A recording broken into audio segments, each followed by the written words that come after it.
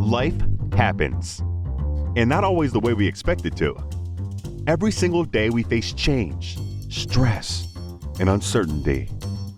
What if you could learn to thrive no matter what life throws your way?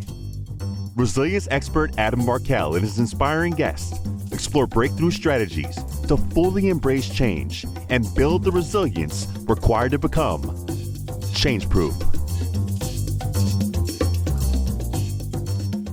Our theme for June is self-mastery and wellness. And to that end, enjoy the replay of my conversation with Marie Diamond. Marie is a global transformational leader, motivational speaker, and international best-selling author. She is a world-renowned Feng Shui and energy master and has been featured in the global phenomena known as The Secret as the only European master. She is also recognized around the world as a business and spiritual mentor to celebrities, CEOs, top entrepreneurs worldwide, and more than 1 million people have studied online and in person with Marie Diamond. Marie has been knighted for her humanitarian service and is officially a dame. Things that we discussed were energy regeneration, her near-death experience at age 15 that changed her life forever, the power of shifting the mindset to practice artful meditation, why we must surrender in order to connect with the universe, and using Feng Shui to create a physical environment that supports your vision and mission in life and in business. Again, please enjoy my conversation with Marie Diamond. Hey, everybody. Welcome to the podcast. And I'm so excited to be here with you today. This morning, I have an amazing guest to share with you. And she's in beautiful France. And so it's a bit later in the day than it is here in Southern California. And I want to say a couple things about this lovely lady. She's actually a new friend, somebody that I've heard about. She's kind of world famous, really, which is way cool. But I got to meet her at a recent Transformational Leadership Council event, which we were attending in Los Cabos, beautiful Mexico. And we had a lot of fun and hit it off and have a lot of things in common, and really wanted to share I wanted to share some of her wisdom. She was gracious enough to agree to come on the podcast and share some thoughts with all of you. So this is a beautiful moment right now. And so whatever you're doing, maybe you're driving, you're walking, running, at the gym, maybe you're at the office and you're taking a break from work, but take this time for yourself. And over the next sort of 30 minutes, if you can, be relaxed and in a place where you can just open your mind and open your heart and enjoy something that's really for you. So hopefully you're not multitasking as you're doing this, but either way, whatever you're doing, we love you, and many, many blessings we're wishing to you. So this lovely, lovely lady's name is Marie Diamond. I'm going to read just a few things because I want to make sure that I really honor her properly, and then we'll bring Marie on and have a bit of Q&A on some subjects that I think will be near and dear to all of your hearts. So Marie Diamond is a global transformational leader, motivational speaker, best-selling author, and teacher. She is also one of the world's leading Feng Shui masters and Dao Xing masters. She created several energy systems to uplift humanity: Diamond Feng Shui, Diamond Dao Xing, Inner Diamond, and Diamond Leadership. She is a woman of the West because she lived in Europe, still lives in Europe, in North America as well.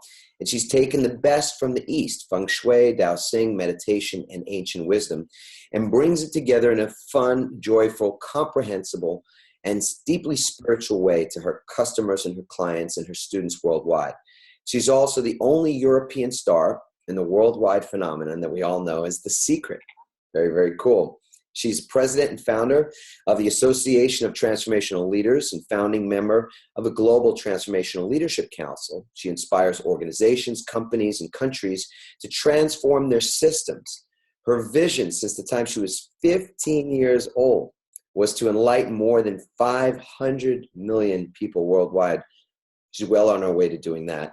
And her work is spread to more than 190 countries around the globe. She now lives in France, as I said earlier, with her family and her youngest children. So without further ado, I feel very, very blessed and really enthusiastic to speak to you today, Marie. So how are you? Very good, and thank you, Adam, for allowing me to be with you today, and all the people that are listening and viewing us today or later. Yes, yes. Well, it's I love podcasts. It's something I'm just kind of discovering it, and I'm a bit of a neophyte at it. So vulnerably, I say I've done a lot of interviews over the years, having been running a transformational training company for many, many years, and training, gosh, more than 100,000 students. We spent a lot of time with other people that are really committed to service, to serving humanity. And so I've had lots of interviews and introductions and things, but this podcast thing is new and different. And I'm enjoying it. It's a lot of fun, and I recommend it to everybody who's listening. Go ahead and learn about how to get a podcast out there, and share your wisdom with the world. This is really amazing times, and I think if anything, we could all agree on the fact that more collective wisdom, sharing more of our consciousness across the globe, is something that we can all do, participate in. So it's just magical. So thanks for joining me and joining us. And I've written this book called Pivot. I speak on the subject of pivoting, which is sort of code for reinvention. But the word has really sort of been unpacked in a number of different ways for me over the last few months. To me, this word pivoting is really synonymous with not just reinventing, whether it's your career or your life in some way, but it's about evolution.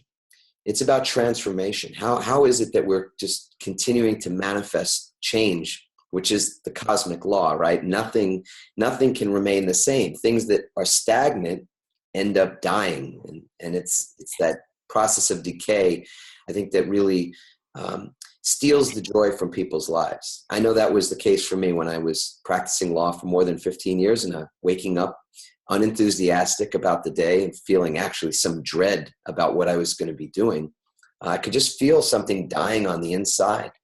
And I didn't have any languaging for it at the time, but now I get it, that it was like my soul was shriveling up. And I know you do a lot of work with people to help to regenerate them, regenerate their energy in their bodies, and in their minds, and their spirits, their souls.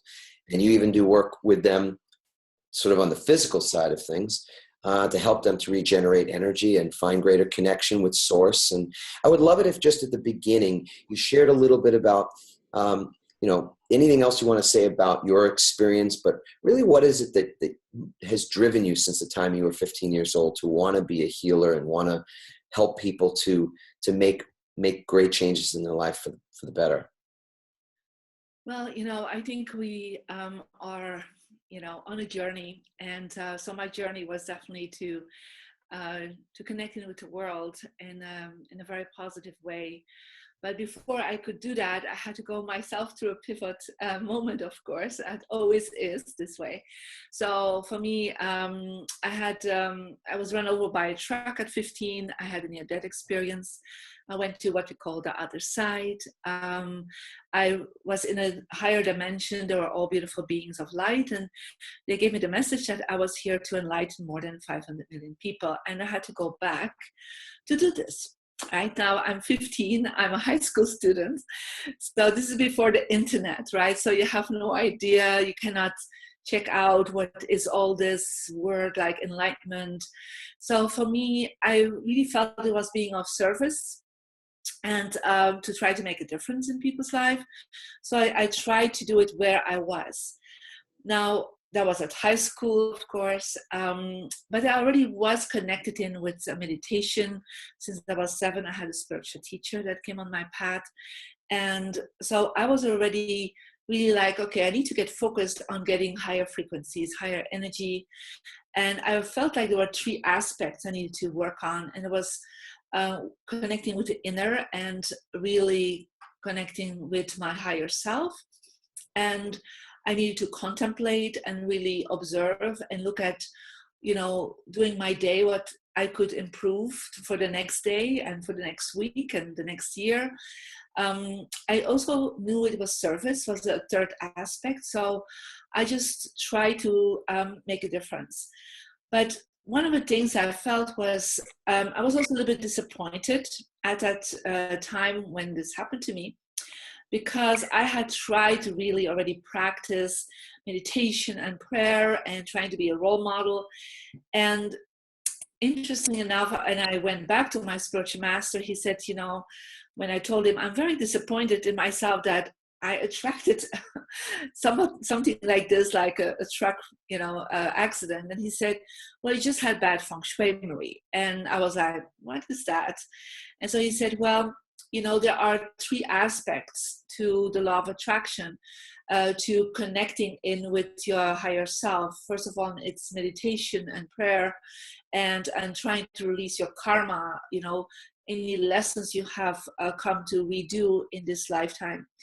But he said it's also how you, of course, as a human being, how you are setting your mindset, how you have your emotional behavior, how you do things in the world, you know, to be positive and take action for the good of all. But there's also a 3rd aspect, and that's the environment. And so that was really, really new to me. And he said, like, where you are sleeping right now, I said, yeah, I hate that place, right? And he said, yes, because it's not aligned for you. So he gave me my first steps in Feng Shui, and I didn't even really know what that many people could know that, or I had no idea. So he told me my directions. He told me the colors that would work for me. And so I went into another room. I changed things around, and my life shifted. My life shifted spiritually, energetically, but also I was very bullied at school, and suddenly these bullies became my friends. And like a lot of things shifted from being a very, you know, I was a person very alone. I didn't have the friends till being with a very popular guy. So my first boyfriend, and it was like all happened literally in like 2 weeks. That was like this big shift. In 2 weeks? Yeah, in 2 weeks. That was like this. And I knew it was because I have changed my environment, because I hadn't changed anything else. So I started practicing all this information. And when I was 18, I had to make a choice. And so for me, it was thinking, I want to reach 500 million people. How can I be of service to so many people? And I thought, like, well, perhaps if I go into politics or I go into diplomacy. And so that's why I actually became a lawyer, because in my country, becoming a lawyer was like a necessary step to become Prime Minister of Belgium, or to be, you know, a representative for the United Nations. I mean, I was thinking that level. And, you know, I really understood that I had to open up my mind, and created a space for me to do this.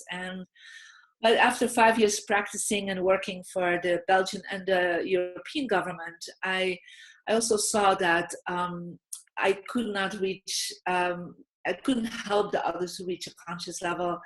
And the politicians I was working with and the managers, they started asking me already, you know, why are you always so joyful, and you're so positive, and what do? You shine always. And I was starting to share with them, like I was doing meditation, I did this Feng Shui. And so I actually decided to set up a consulting company, and my first clients were actually politicians and top managers from the government, to help them to go to that next level. And there is where I saw that that was my pivot moment to really go from the corporate world. I don't really feel I was corporate, because I was like, it was just part of my service. You know, I was really very focused on that, into reaching more people. But then I already found that there wasn't another way I could do it. I could become a teacher. So I started teaching meditation and how to reach enlightenment, that experience I had when I was about 26. So I knew where it could lead to, where people could be full of compassion and love, and reaching out to people to be of higher service. So I was very focused at a very early age to do this. But after 6-7 years, I was thinking, I'm still in Belgium, right? There's just 10 million people in Belgium. You cannot really reach 500 million. So I started going to America. And then one day I want to pause you right there for just a second.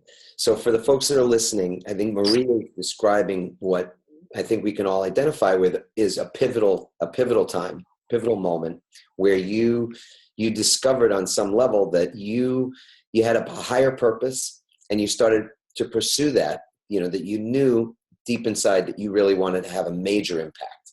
And initially you thought, maybe I'll do it in politics, right? I've become a lawyer. So you studied to become a lawyer, and you worked in the political arena for 5-6 years. And then you realized, well, no, not quite. So I'm going to pivot yet again, right? And become a consultant, create a consultancy. And we're successful doing that, pursuing it. But then again, you reached a point where you realize, even though this is good, and it's successful, and I could continue down this path because that's safe, right? It would be a safe path now. Yeah.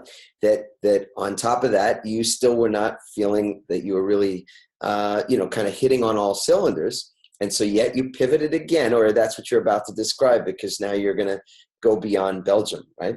That is a really good way to explain it. I was pivoting ongoing. And so then I was in America, and then I really just got, okay, move in 3 weeks. So I just jumped. I called my husband and said, let's move. We're coming here. And I was just in time to connect in with one of our colleagues, Marcy Shaimov, that then connected me with Jack Canfield. I was doing then some consulting for him and supporting his company and his family to go to reach a higher level of frequencies.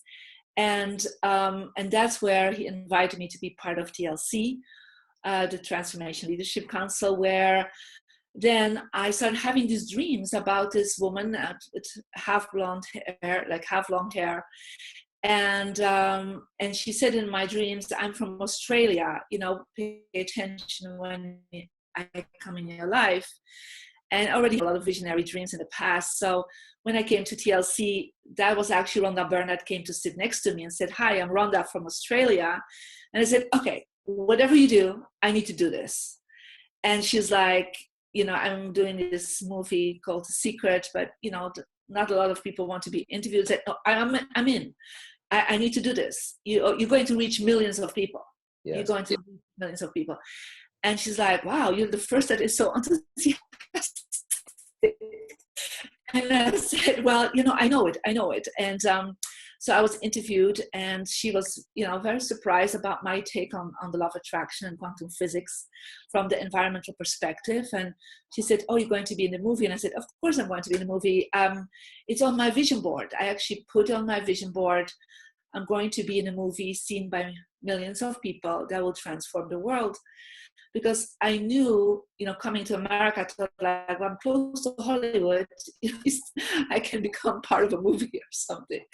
So, but I also had to, in that opening up, I had to learn to say yes. So that's one of the things I have learned is a total surrender and total trust when these ideas come up. Like, okay, move to America, up I going. Like, this woman comes, yes, I'm ready, to all the time going that feeling of I am ready and not going into resistance, because we all have these dreams and these things we want to manifest. But then when it's brought in front of you, we start going a little bit into finding our excuses and to thinking, well, is that possible or is that not possible? I mean, I always say I'm just a girl from Belgium, right?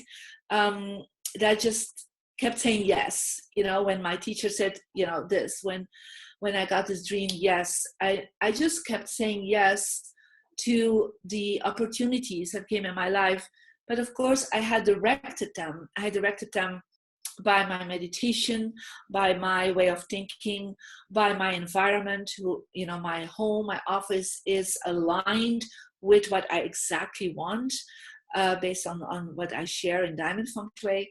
So it's all about aligning. And if you're then aligned and it comes in front of you, just say yes. That's the whole point, I think, right? It is.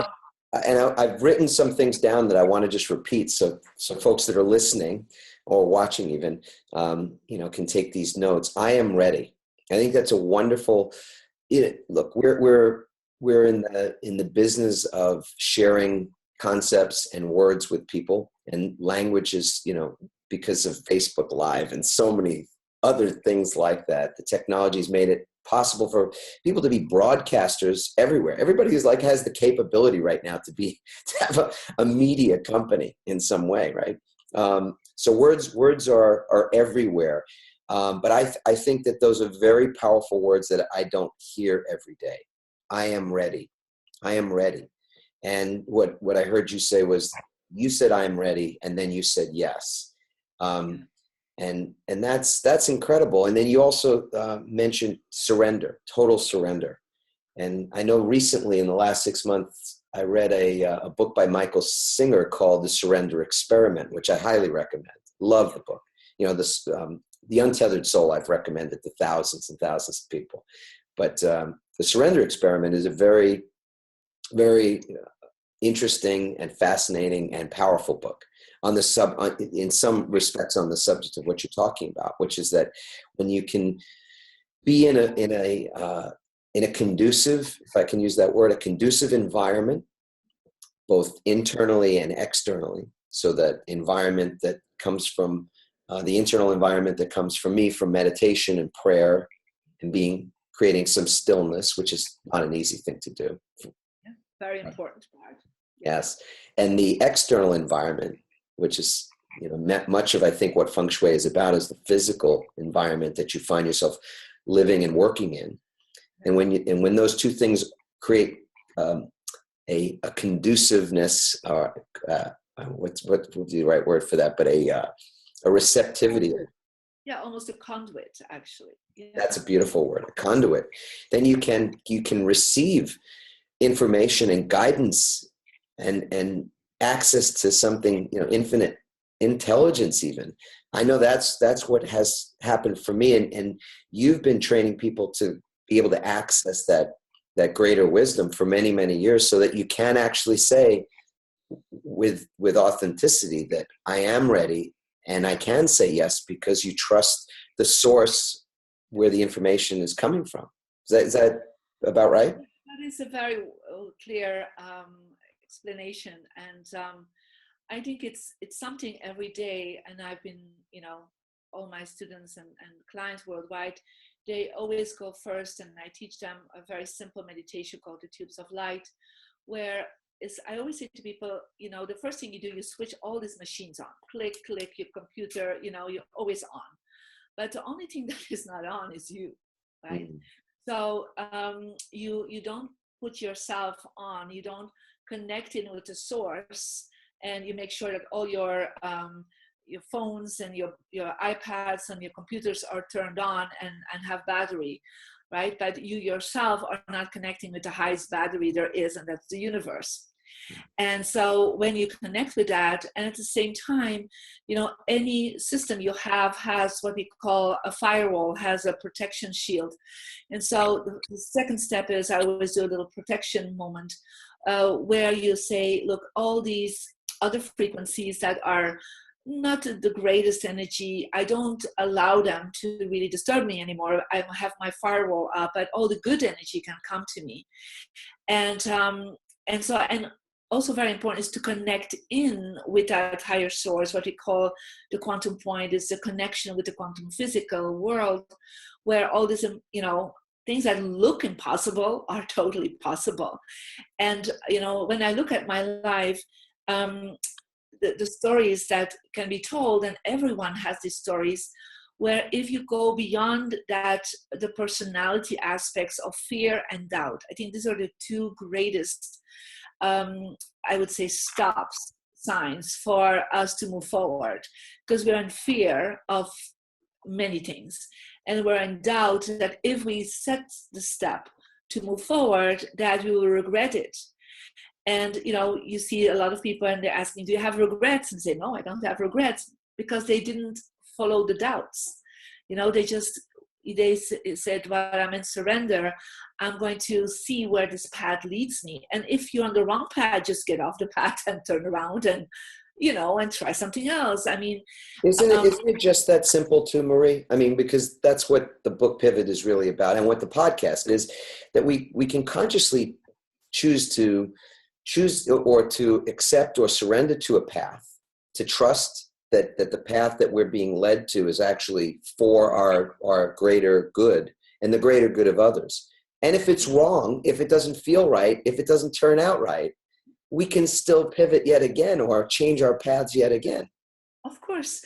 I mean, you have to imagine this is myriads of changes in the universe. So you can go all directions. And it's just that we are still thinking from this one-dimensional field where we're saying we have to go step by step by step. And I said, it doesn't work like this. It goes up and down and to the side and then, steps up. And it is so much possibilities, more than you can imagine.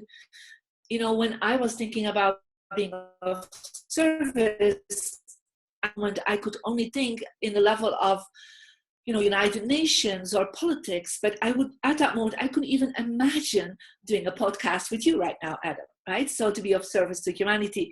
I mean, the only thing I saw many, many years ago was when I asked my spiritual teacher, how will it happen? And he showed me like millions of people and seeing my face on their little television screen. And he said, one day, millions of people will see you on a television screen. Now, I had no idea what that meant. Now, if you think about it, this is Facebook Live, this is a podcast, this is a television movie called The Secret. I mean, it's just like, that's the only thing I had as a glimpse that would be, of service. Or when I do my video webinars with my students, it's all through, the same system that you're using. So people worldwide, or we do live streaming when we do an event. I mean, people all look at this little screen, right? And they see us. And that was the only thing I saw. And that's like the image that was shown to me when I was 18. But you have to imagine there was just no way to comprehend at that time yet the evolution of technology. So right now, it is so much easier to be of difference to the world, because you can blog, you can vlog, you can write a book, you can do a podcast, you can just do this amazing changes just close by and far away at the same time from your home. So everyone that says it's so hard to make a difference, I said, there has never been a time that it's easier to make a difference with your wisdom and your words and your heart than right now. So all these excuses that, I had and you had perhaps when we started this journey, they are gone because it's become so easy and effortless. But you just have to align yourself and say, yes, I'm ready and I'm going to do this. And the how, I did not know the how. I'm sure you had no idea how to do the how. The how unfolds when you say, I'm ready. I am ready. So this is the declaration, right? I am ready. So Marie, in the short time we have left, I wanted to draw on something else you just said a moment ago. You said that you have you work through a process where you turn on sort of that battery to connect to the universe, and you also put up a firewall to protect yourself. And it sounded to me like that in the form of a meditation is something of a ritual. And so I've got another book that I'm working on that's really about the power of rituals in business and everyday life. So I'm actually quite excited about that as well. And I wanted, if you could, to either share a little bit more to unpack that meditation or ritual, or if you wanted to even sort of lead us through it a little bit, you could do that too if you care to. Or any other ritual that you wanted to share is fine as well. Well, there's two aspects that I would share with you is there's a meditation aspect, and there's also how you connecting with your environment, who is actually also a ritual to make sure you're in the right directions. And actually everything can be found on the Marie Diamond app that is able to be downloaded for a little amount, where they have that ritual, that Tubes of Light meditation, and also which direction you are meditating is a really important piece, because everybody has, based on their birthday, 4 directions that really work well. for you to reach a higher frequency. So if you're sitting, facing in meditation towards a good direction, you actually go easier into what we call alpha brainwaves, theta, and delta brainwaves. And if you're facing the wrong direction, you actually go and stay in beta brainwaves that make it more difficult for you to reach a certain point of lightness and enlightenment. So you have to also face the right direction. So that is one of the things I as part of the ritual that my students have. They go to the app and they check always if they're in the right area, the right direction. But the meditation itself is like 4 steps, and I can lead you in it if you feel like it. That would be great. And before we do that, because probably when the meditation is over, we'll probably kind of bring things to a nice slow end, which would be beautiful. So in advance of that, I'll say that please go on the App Store and check out. Randy and I downloaded this beautiful app, Marie Diamond, and you can find the app there, and it's a very nominal fee, and it has all these things laid out. So I think it really is powerful to know, for example, in what direction should you be facing when you're meditating. Well, not should, but that you have this option to change your direction. So before we go into the meditation, so if you're meditating on the subject of, let's say, success, then you want to face the direction where your greater success lies, right? If you're looking to draw in some wisdom from the universe or spirit, you'd face maybe in a different direction, relationships maybe in another direction. Am I accurate to say that? Yeah. So there are 4 directions. One is for success and abundance. That's you will see if you look at the app that that is the direction that is indicated in blue. I just want to quickly open it up so you would see it. And so you will see there is a blue section here. Yeah. Yes. So that would be your direction. Then there's health and well-being. There's wisdom and connecting in with, your teachers or God. And there is rose for relationships. Yeah. Yes. So people would hold the compass, and it kind of, as you're holding it in your hand, you are then realigning yourself to look at the direction that you want to really connect and receive insights from. And this is for the rest of your life, that these are your directions based on your birthday.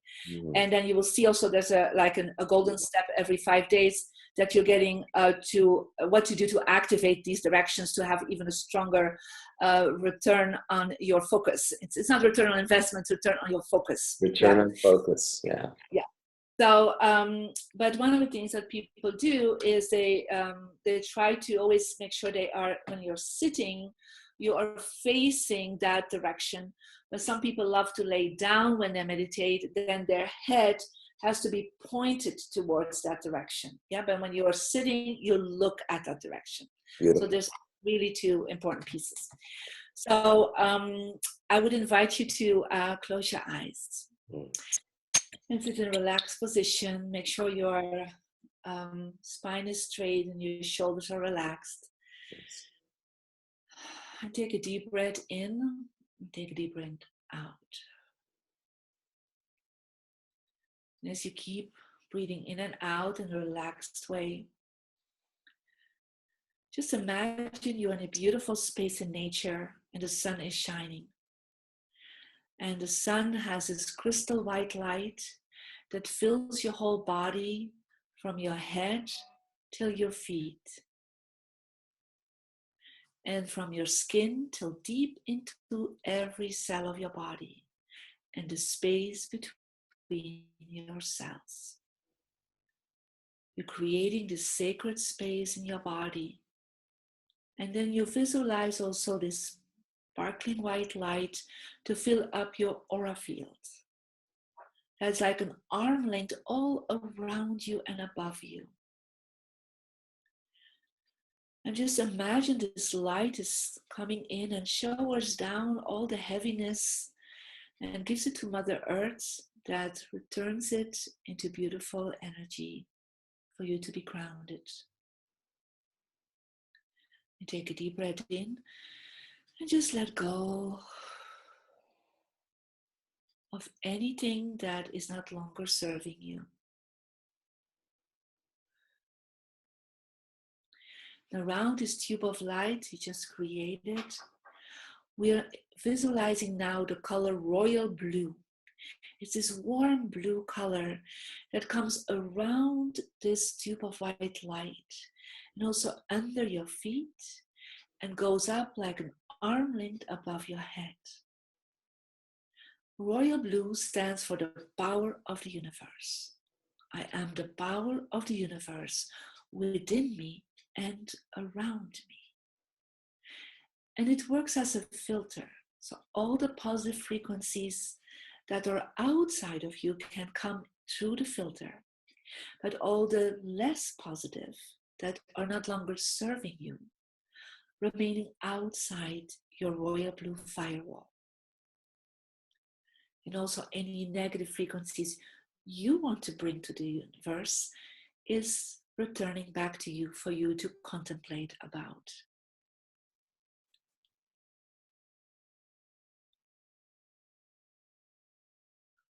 And now we're connecting with the color rose that stands for love and support of the universe. And imagine this rose firewall coming all around this royal blue and under your feet, connecting with the love and support of the planet we are living on.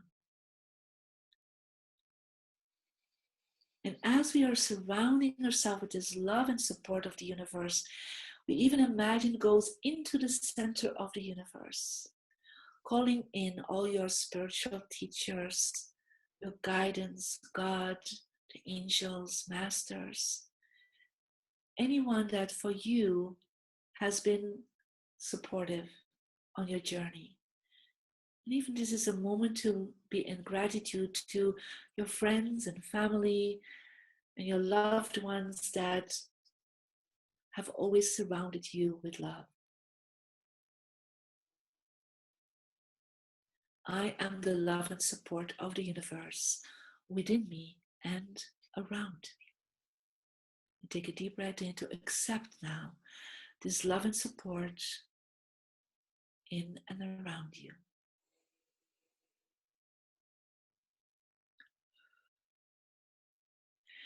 Now imagine from under your feet the color violet as a violet fire going clockwise through your body, through your aura field, spinning clockwise till above your head into the universe.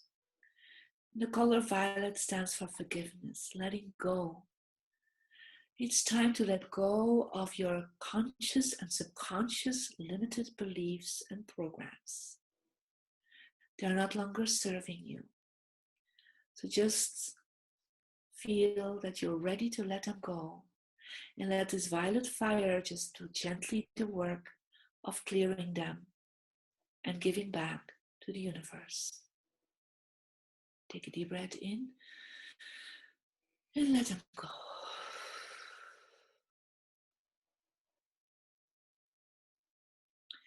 Now imagine that an arm length above your head, you have this bright white light. And when you focus on it, it's like a magical hat that unfolds, that connects your left and right brain in perfect harmony. And as you focus to that point on top of your magical hat, you have access to the quantum field of all your possibilities. And as you're now the top of that magical hat, radiate now your light out to the world, as this is already your start of making a difference from your soul. You're sending out your light, connecting in with your family and friends and colleagues, your community, and keep expanding that light to your country and to the world. As you are now enlightening from your soul light everyone on your path.